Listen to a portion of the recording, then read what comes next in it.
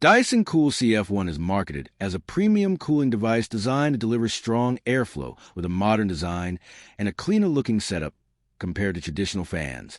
But the real question is, should you buy before watching this?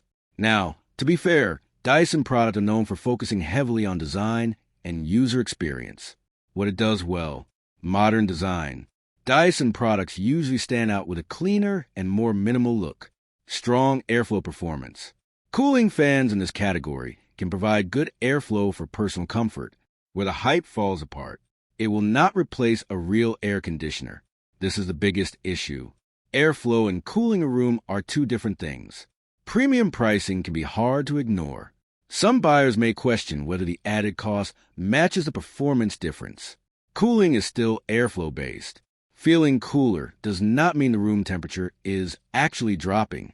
So, should you buy Dyson Cool CF1?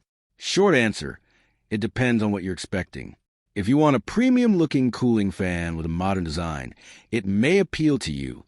But if you're expecting air conditioner-level cooling, expectations are likely too high.